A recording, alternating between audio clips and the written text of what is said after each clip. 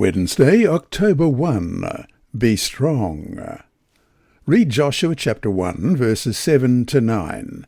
Why did the Lord need to emphasize twice to Joshua that he had to be strong and courageous? Beginning at verse 7 of Joshua chapter 1. Only be strong and very courageous, that you may observe to do according to all the law which Moses my servant commanded you. Do not turn from it to the right hand or to the left, that you may prosper wherever you go. This book of the law shall not depart from your mouth, but you shall meditate in it day and night, that you may observe to do according to all that is written in it. For then you will make your way prosperous, and then you will have good success. Have I not commanded you? Be strong and of good courage. Do not be afraid, nor be dismayed, for the Lord your God is with you wherever you go.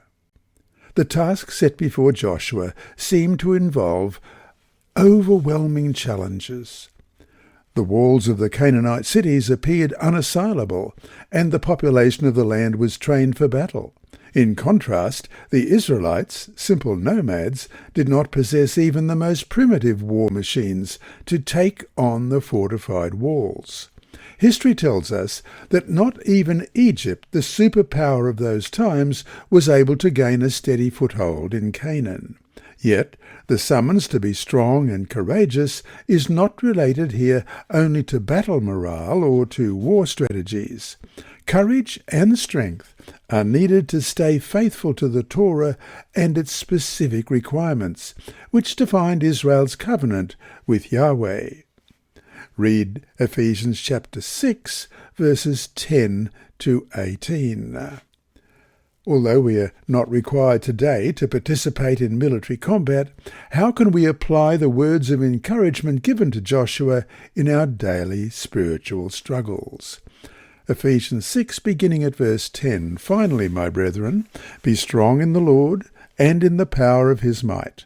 Put on the whole armour of God, that you may be able to stand against the wiles of the devil. For we do not wrestle against flesh and blood, but against principalities, against powers, against the rulers of the darkness of this age, against spiritual hosts of wickedness in the heavenly places. Therefore take up the whole armour of God, that you may be able to withstand in the evil day, and having done all, to stand.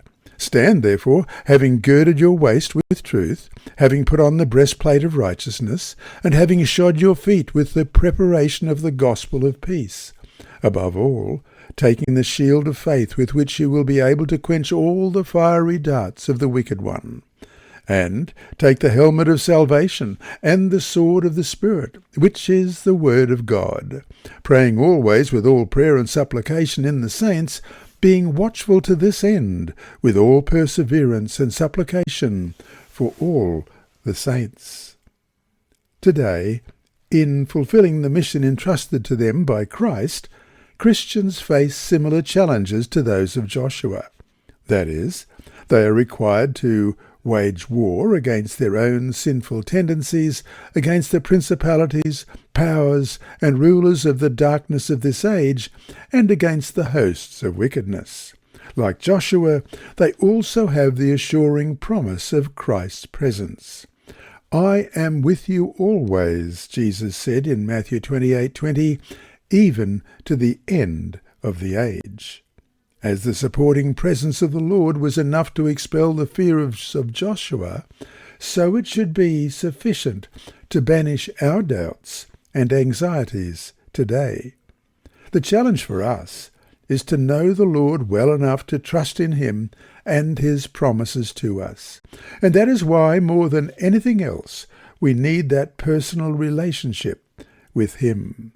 And so to finish today, the crucial question for us today is not different from that faced by Joshua.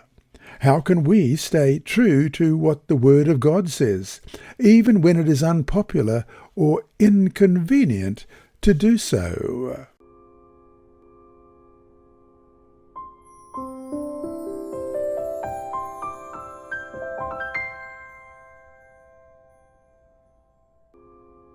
Wednesday, October 1.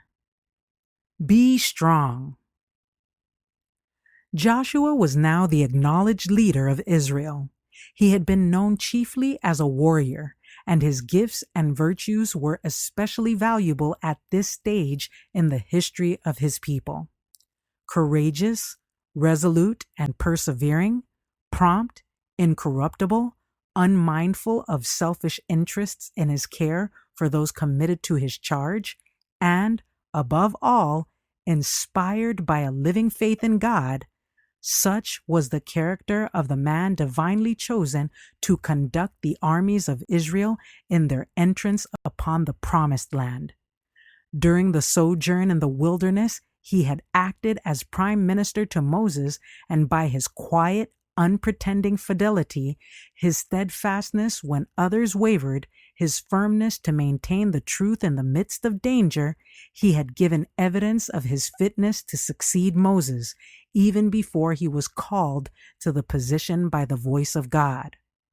It was with great anxiety and self-distrust that Joshua had looked forward to the work before him, but his fears were removed by the assurance of God. As I was with Moses, so I will be with thee. I will not fail thee, nor forsake thee. Unto this people shalt thou divide for an inheritance the land which I swear unto their fathers to give them. Every place that the sole of your foot shall tread upon, that have I given unto you, as I said unto Moses. To the heights of Lebanon, in the far distance, to the shores of the great sea, and away to the banks of the Euphrates in the east, all was to be theirs. To this promise was added the injunction, only be thou strong and very courageous, that thou mayest observe to do according to all the law which Moses my servant commanded.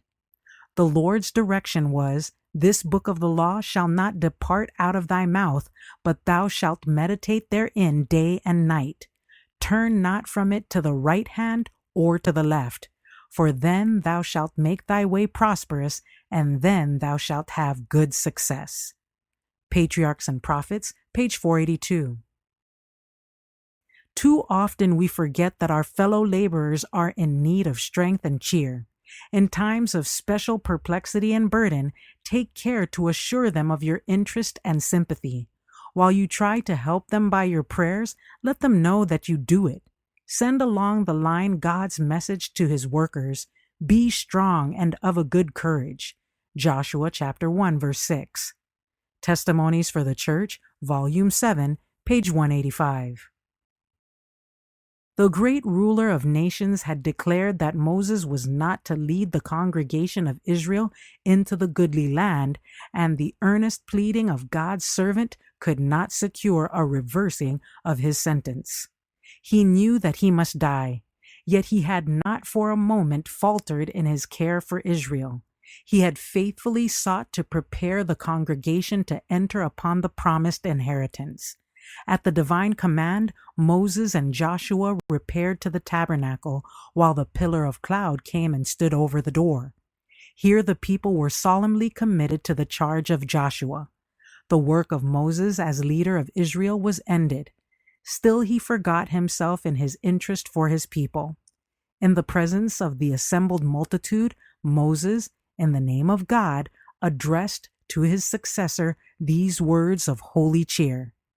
Be strong and of a good courage, for thou shalt bring the children of Israel into the land which I swear unto them, and I will be with thee. He then turned to the elders and officers of the people, giving them a solemn charge to obey faithfully the instructions he had communicated to them from God. Patriarchs and Prophets, page 469.